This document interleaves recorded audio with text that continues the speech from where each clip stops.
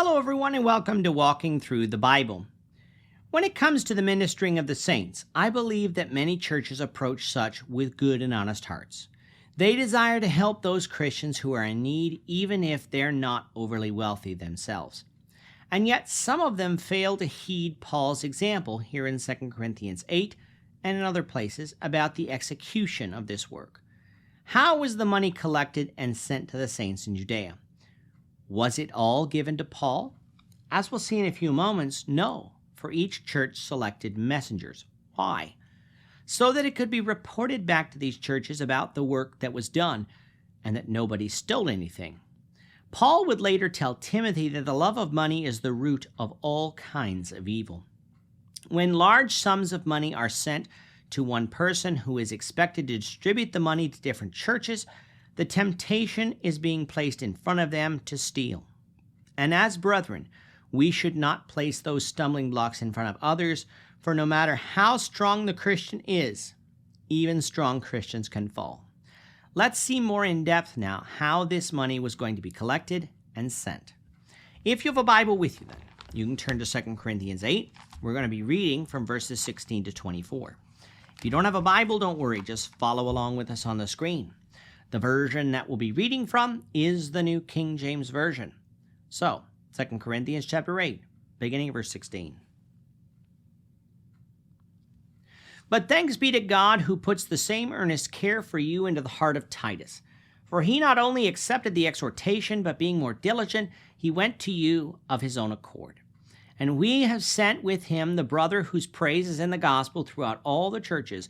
And not only that, but who was also chosen by the churches to travel with us with this gift, which is administered by us to the glory of the Lord himself, and to show your ready mind avoiding this, that anyone should blame us in this lavish gift which is administered by us, providing honorable things not only in the sight of the Lord, but also in the sight of men. And we have sent with them our brother, whom we have often proved diligent in many things, and now much more diligent, because of the great confidence which we have in you. If anyone inquires about Titus, he is my partner and fellow worker concerning you. Or if our brethren are inquired about, they are messengers of the churches, the glory of Christ. Therefore show to them and before the churches the proof of your love and of our boasting on your behalf. The Corinthians had determined a year earlier that they would send relief funds to the saints in Jerusalem. They had originally thought that Paul was going to visit them twice, and so perhaps thought that they could delay their collecting of these funds. However, because of their sin, Paul decided to only come to them once, instead sending them what we call 1 Corinthians, in the hopes that that letter would cause them to repent. And sure enough, it did. But with Paul only making one trip to Corinth now, there was a danger the collections wouldn't be ready in time. And of course, there was a faction at Corinth that might object sending this relief money at all, especially by the hand of Paul, hence why Paul is writing them to encourage them to follow through on their promise. He gives them the example of the Macedonians, who were giving to this work even though they were poor and being persecuted. He gave them the example of Jesus, who became poor for our sakes, that we might become rich through the gospel, spiritually rich, and that we would obtain salvation. The Corinthians had abundance. Certainly they could willingly give to this work and fulfill what they said that they would do. And to that end, Titus was determined to see to it that the Corinthians be further encouraged to do so. Paul didn't ask Titus to do this. Titus did so of a willing heart because, like Paul, Titus loved the Corinthians and wanted them to fulfill the work that God gives local churches to do. And if they needed encouragement to do so, or if some needed a swift kick in the pants to quell their objections, Titus was more than willing to do that. Since Titus was returning to Corinth, Titus is likely the person who carried with him this letter for them to read when he arrived. But Titus would not be going alone. There would be others as well, 2 of them, both of them who are unnamed. The first one is described as one whose praise is in the gospel throughout all the churches. This has caused some to believe that this means that Paul is speaking of Luke, for Luke wrote the Gospel of Luke. And while Luke is the writer of the Gospel of Luke, and the date of Luke could be stretched back to this time, even though we believe it was likely written around 60 AD while Luke was in Jerusalem, we already know that the word gospel simply means good news. It does not need to mean one of the 4 official gospels present in our Bibles. And while we certainly shouldn't exclude Luke, we shouldn't be so dogmatic about things, for a whole host of other people can be included as well, like Barnabas and John Mark.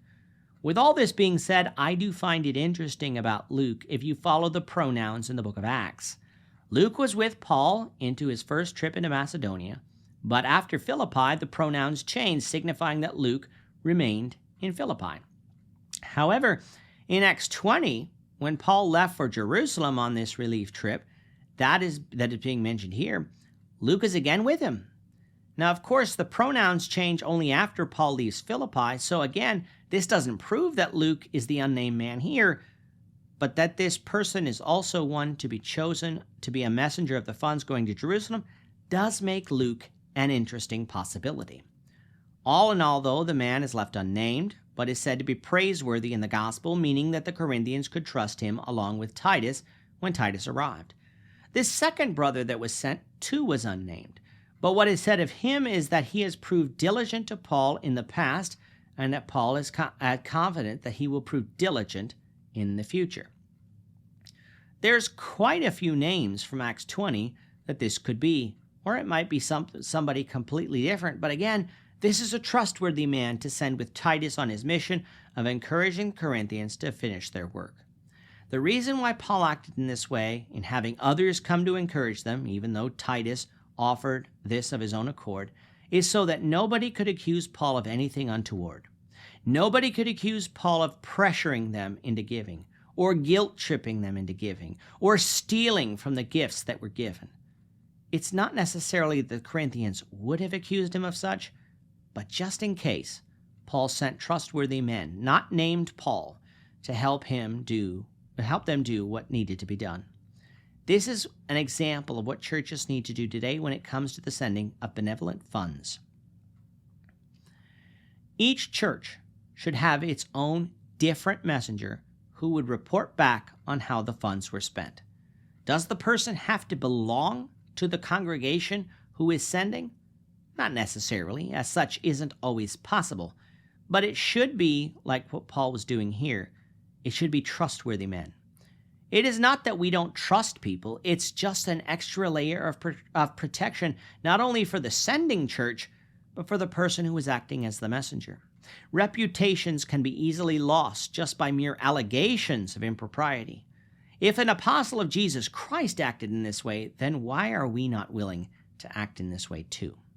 Coming back to 2 Corinthians now, just in case anyone in Corinth asked about Titus's credentials in performing this work, Paul reminded them that Titus was his partner and fellow worker.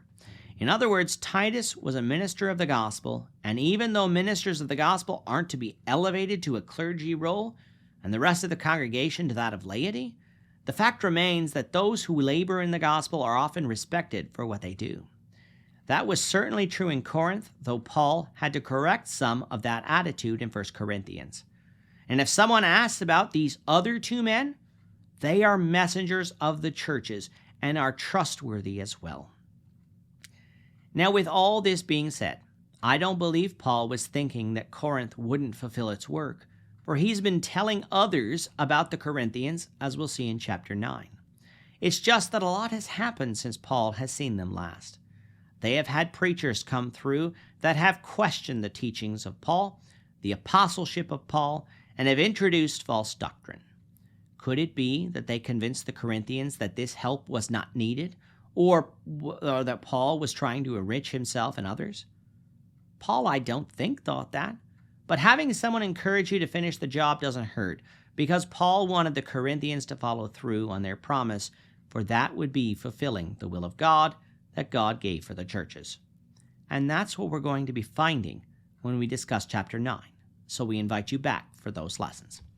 With that, our time is up for today. The Lord willing, we hope you'll join us for tomorrow's discussion of 2 Corinthians chapter 9, verses 1 to 5, as we continue our walk through the Bible, one verse at a time. We thank you for watching Walking Through the Bible today. If you have any questions or comments, you can leave them below. But if you like this video, we ask that you consider subscribing to our channel so you won't miss out on other videos in our series, as well as share this video among your friends so that the saving message of Jesus Christ can go out to the whole world.